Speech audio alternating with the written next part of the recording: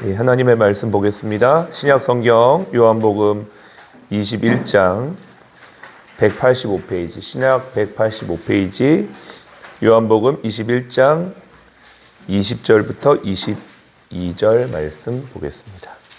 신약 185페이지, 요한복음 21장 20절부터 22절 말씀입니다. 같이 함께 읽겠습니다. 베드로가 돌이켜 예수께서 사랑하시는 그 제자가 따르는 것을 보니 그는 만찬석에서 예수의 품에 의지하여 주님을 파는 자가 누구오니까 묻던 자더라. 이에 베드로가 그를 보고 예수께 여짜오되 주님, 이 사람은 어떻게 되겠사옵나이까? 예수께서 이르시되 내가 올 때까지 그를 머물게 하고자 할지라도 내게 무슨 상관이냐? 너는 나를 따르라 하시더라. 아멘. 오늘은 화요 주제 예배로 하나님 앞에 예배를 드립니다. 말씀에 앞서서 우리 아침에 찬양 인도했던 김세롬 대리가 잠깐 간증하는 시간을 갖겠습니다. 요 며칠 이렇게 받은 은혜가 있어서 함께 우리 지체들과 나눌 텐데요. 우리 나올 때 우리 환영으로 박수하겠습니다.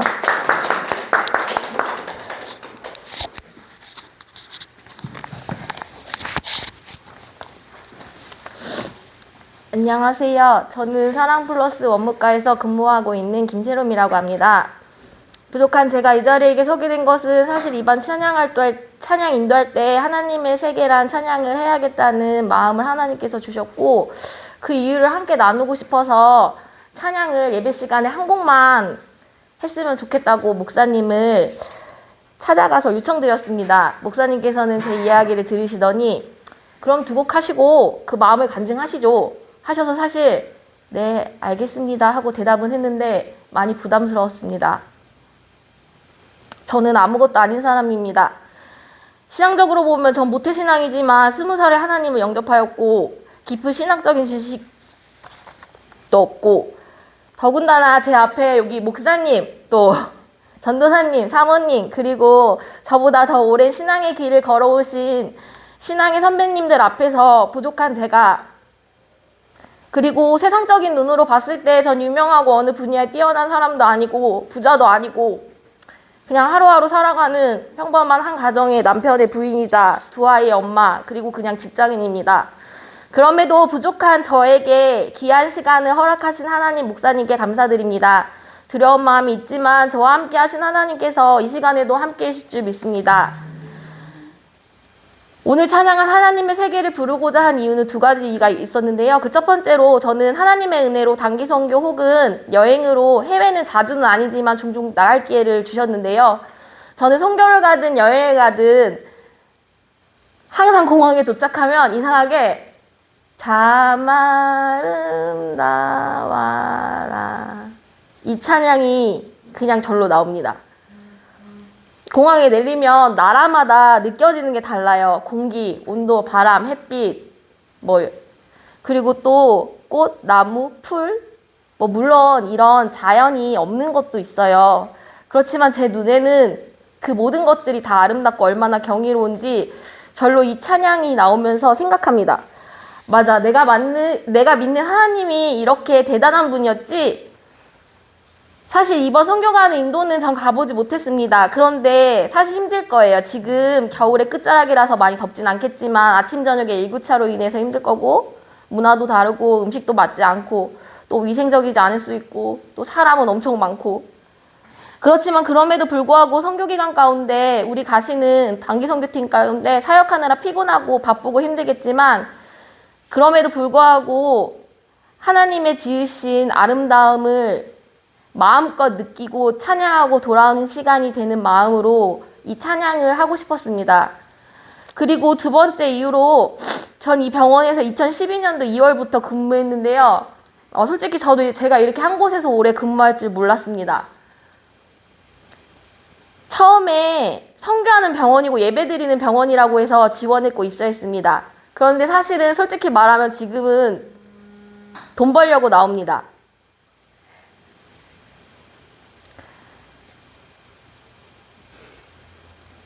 그렇지만 전 우리 병원을 위해서 기도합니다. 전 우리 병원이 잘 됐으면 좋겠습니다. 저의 청춘이 있는 곳이기도 합니다. 이곳은. 이 병원이 세계 속으로 뻗어나가고 잘 되고, 그래서 우리 병원이 부자가 돼서 저도 월급도 많이 받고, 그리고 이곳에서 오래오래 일했으면 좋겠습니다.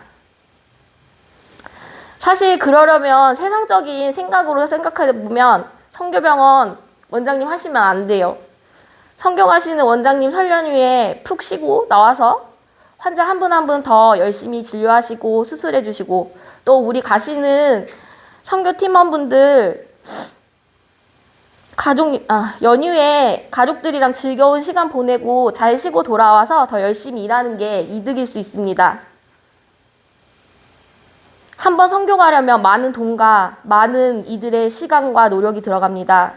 1년에 2번 쉽지 않습니다. 그리고 지금 이 예배 시간에 나오신 분들, 우리 환우분들은 이 시간에 사실은 더 쉬셔야죠. 쉬러 오셨는데.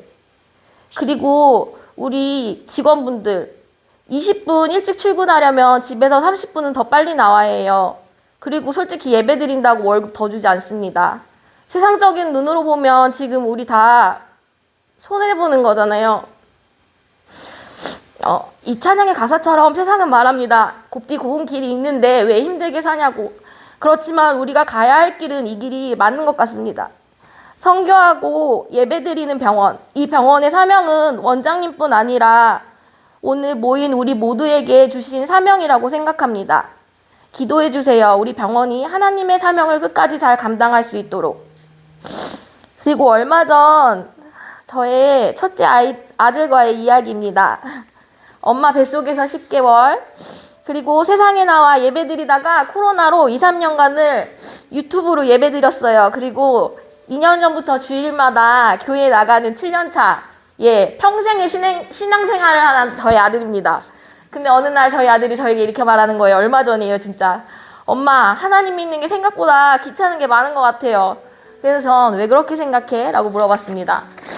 엄마, 아침에 늦잠 자고 싶은데 주일마다 일찍 일어나서 매주 나가야 하고, 근데 참고로 저희는 9시 예배 드려요.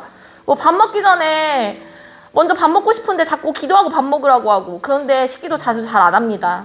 자꾸 말씀 외우라고 하고, 예배 나가면 앉아있고 싶은데 자꾸 우리 서서 찬양합시다, 율동하세요 하고, 그리고 선생님이 자꾸 저한테 찬양대하라고 해보라고 하고, 귀찮은 일이 많아요.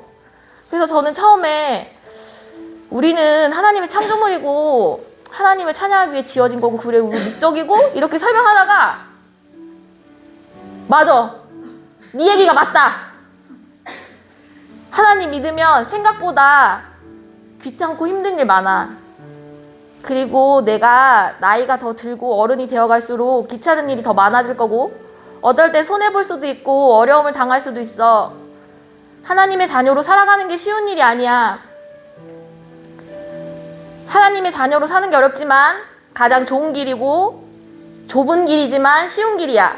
아직 엄마가 더 살아보지 못해서 더 잘 알지는 못하지만 지금까지 하나님 믿으면서 느낀 점이야. 지금은 이해 못할 수 있어. 그런데 언젠가 너도 엄마 말을 이해할 수 있는 날이 올 거야. 그러니까 우리 그때까지 귀찮고 힘들지만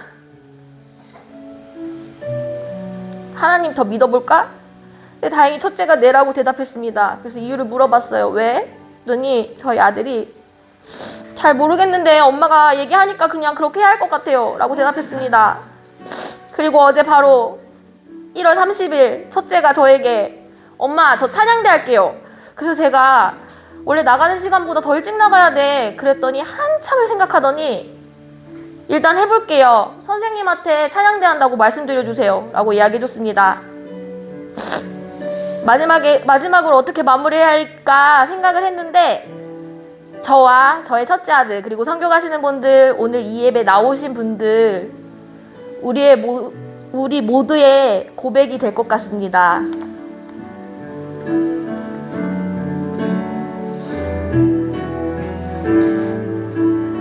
나는 계속 걸어갑니다.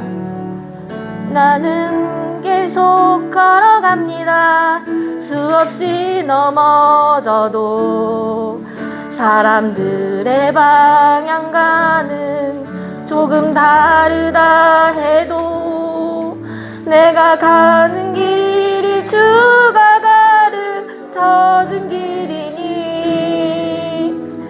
이곳은 바로 이곳은 바로 이곳은 바로 이곳은 바로 이곳은 바로 주님의 세계라. 감사합니다.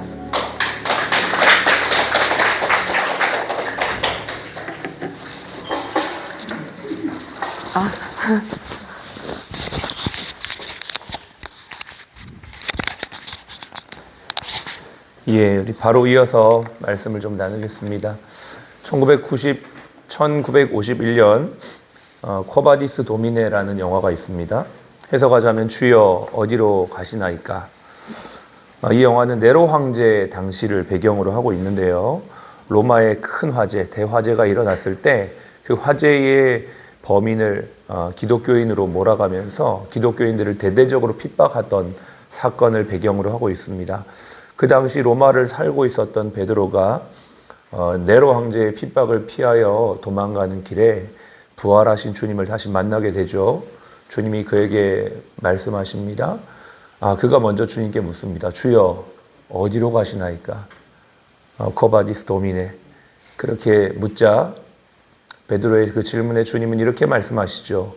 네가 버리고 간 양들을 찾으러, 그리고 네가 내팽개진 십자가를 다시 지러 그곳으로 간다. 이렇게 말씀을 하시면서 주님은 그 길을 가실 때 베드로도 그 주님의 말씀을 듣고 도망가던 그의 발걸음을 돌이켜 다시 로마를 향하게 되고, 결국 주님의 말씀대로 그는 네가 젊을 때는 원하는 대로 갔지만 나이 들어서는 사람들이 너를 띠를 띠고 그들이 원하는 대로 이끌어 가겠다라고 하신 대로 십자가에 거꾸로 못 박혀 순교를 당하게 됩니다. 오늘이 바로 읽었던 이 본문이 바로 그 내용입니다. 베드로의 관심사는 요한이 어떻게 되는가가 관심사였습니다. 그러나 주님은 그에게 말씀하시기를 그가 어떻게 될지라도 너는 나를 따르라 이렇게 말씀하시면서 22절에 우리에게도 동일하게 말씀하시는 주님의 음성인 줄로 압니다. 어떻게 하면 우리가 주님을 따를 수 있을까? 사실 오늘 세롬대리가 앞에서 간증을 했지만 이 간증은 어떤 내용인지 저는 정확하게 내용은 몰랐습니다. 근데 간증을 듣다 보니까 오늘의 메시지와 너무 참 또 절묘하게 잘 맞는구나라는 생각을 하게 되었습니다. 오늘의 제목은 너는 나를 따르라입니다. 22절에 내가 올 때까지 그를 머물게 할지라도 내게 무슨 상관이냐? 너는 나를 따르라. 예수님의 대답은 참 간단합니다. 너는 나를 따르라. 우리는 어떻게 하면 이렇게 살아갈 수가 있을까요? 오늘 이 주님의 말씀을 깊이 한 번 더 생각하면서 주님의 뜻 가운데로 살아갈 수 있기를 바랍니다. 먼저는 너는 나를 따르라. 나를 부르신 분이 누구십니까? 바로 주님이십니다. 우리가 끝까지 사명의 길을 갈 수 있는 것은 나를 부르신 분을 기억하는 것입니다. 여러분, 우리는 여기에 각자 다르게 부르심을 받았습니다. 세롬대리처럼 2012년에 부름받은 사람도 있고, 또 저는 22년에 여기에 왔고, 다 다르지만 하나님께서 저와 여러분들을 이 자리에 부르신 줄로 믿습니다. 사람이 부른 게 아니고 내가 선택해서 온 것도 아니고 어떤 환경 때문에 내가 온 것도 아닙니다. 아마 세롬대리도 10년 넘는 생활 동안 생활하면서 예배드리고 선교하는 병원이라는 것 하나 때문에 여기 지원했지만 와보니까 예배드리고 선교하는 것 외에 다른 더 많은 똑같은 다른 병원과 같은 일들을 하는 것, 오히려 어쩌면 더 그 과정 가운데 마음이 힘든 일들이 많았을지 모릅니다. 그러나 그럼에도 불구하고 그러한 어떤 조건이나 환경이 우리를 부른 것도 아닙니다. 우리를 부르신 분이 누구냐면 바로 주님이십니다. 우리가 이 아침마다 이 예배에 나오는 이유가 무엇일까요? 나를 부르신 분이 주님이시라는 것을 확인하는 자리입니다. 다시 한번 주님 앞에 예배드리면서 나의 부르심이 주님께 있음을 확인하며 주님을 따라갈 수 있는 저와 여러분들이 되기를 바랍니다. 두 번째, 우리가 주님을 끝까지 따를 수 있는 비결은 뭐냐면 너는 나를 따르라입니다. 다른 사람과 우리를 비교할 필요가 없습니다. 다른 사람은 저렇게 하는데 나는 이렇게 하고, 다른 병원은 저렇게 하는데 우리 병원은 이렇게 하고, 그걸 상관할 필요가 없다는 것입니다. 하나님이 우리에게 지체라는 걸 주셨습니다. 우리 몸에는 각자의 기능이 다 있습니다. 눈은 눈대로의 기능이 있고, 코는 코대로의 기능이 있고 손은 손대로의 기능이 있고 발은 발대로의 기능이 있습니다. 우리 지체는 손이 발더러 너 왜 그거밖에 하지 못하느냐, 혹은 나도 너처럼 하고 싶다라고 비교하거나 판단하지 않고 각자의 기능을 각자의 자리에서 감당하고 있는 것입니다. 주님께서 저와 여러분들에게 주신 사명까지 이룰 수 있는 두 번째 비결은 우리에게 주신 사명이 있다는 것입니다. 우리에게 주어진 각자의 자리에서 그 일을 끝까지 감당할 수 있는 저와 여러분 되시기를 바랍니다. 우리 병원에 주신 사명이 있습니다. 다른 병원과 다르게 우리 병원이 해야 될 사명에 집중하는 것입니다. 우리는 다른 병원과 다르게 분명히 하나님 앞에 예배드리고 복음 전도하고 사람을 고칠 뿐만 아니라 영혼을 구원하기 위해서 지금도 일하고 1년에 2차례씩 선교를 가는 우리에게 주어진 사명이 있는 것입니다. 이것에 집중할 때 우리는 이 길을 끝까지 가게 될 줄로 믿습니다. 이 일을 할 수 있도록 하나님께서 특별한 은혜를 주신다라고 저는 확신합니다. 오늘 아침에 말씀을 읽는데 참 제 마음에 감동이 되는 구절이 있었습니다. 출애굽기 31장에 보니까 하나님께서 하나님의 성막, 하나님이 거하시는 집을 짓기 위해서 하나님의 사람들을 부르시더라고요. 거기에 보니까 부살렐과 오홀리압이라고 하는 사람이 나옵니다. 그 본문을 가만히 묵상을 하다 보니까 참으로 은혜가 되었습니다. 이렇게 나와 있어요. 여호와께서 모세에게 말씀하여 이르시되 내가 유다 지파 훌의 손자요 우리의 아들인 부살렐을 지명하여 부르고, 부살렐을 부르신 분이 누구십니까? 하나님이시죠. 하나님께서 지명하여 그를 부르셨다는 것입니다. 그렇습니다. 너는 나를 따르라. 나를 부르신 분이, 부살렐을 부르신 분이 바로 여호와 하나님인 줄로 믿습니다. 그리고 그에게 하나님의 영을 충만하게 하여 지혜와 총명과 지식과 여러 가지 재주로 정교한 일을 연구하여 금과 은과 노수로 만들게 하며 보석을 깎아 물리며 여러 가지 기술로 나무를 새겨 만들게 하리라. 그 사명을 감당하게 하시는 분이 바로 하나님이시라고 말씀하십니다. 부르신 그분이 그 일을 맡기셔서 그 일을 할 수 있는 능력까지 주시겠다라고 하신 이 말씀이 얼마나 은혜가 되는지 모릅니다. 여러분, 저와 여러분들이 베드로처럼 끝까지 사명을 감당할 수 있기를 바랍니다. 그 길을 갈 수 있으려면 우리는 꼭 두 가지를 기억해야만 하겠습니다. 나를 부르신 분을 기억하시고요, 나에게 맡기신 일이 있다는 걸 기억하시고 그 일을 감당할 수 있는 능력도 주신다는 이 사실을 기억하면서 오늘도 우리를 부르신 자리에서 주님처럼 베드로처럼 순종하는 저와 여러분들의 삶이 되시기를 축복합니다. 아멘. 기도하겠습니다. 하나님 감사합니다. 오늘 우리를 향하신 부르심에 순종하며 나아가는 저희 모두에게 오늘도 성령으로 충만하게 하여 주시고 하나님이 맡기신 일들을 잘 감당하게 하여 주옵소서. 우리 사랑 플러스 병원에 하나님의 사람들을 불러주시고 세워주시고 우리 이 자리 부르신 줄로 믿습니다. 합력하여 선을 이루게 하여 주옵소서. 부살렐만 부르지 않으시고 오홀리압을 함께 부르셔서 함께 일하도록 부르신 주님 안에서 우리 모두가 함께 동력하며 병원을 세워가게 하여 주옵소서. 지금은 우리의 생명이요 부활이신 예수 그리스도의 은혜와 아버지 하나님의 극진하신 사랑하심과 성령님의 내주교통 충만 인도하심이 우리를 부르신 주님을 따라 끝까지 사명 감당하기 원하는 우리 모든 사랑 플러스 가족 머리 위에, 또 우리 모든 환우분들 머리 위에 지금부터 영원까지 함께 하시기를 예수님의 이름으로 축복하며 기도합니다. 아멘. 하나님 감사합니다. 오늘도 우리를 부르신 주님 찬양합니다. 영광 받아 주시옵소서. 예수님의 이름으로 기도합니다.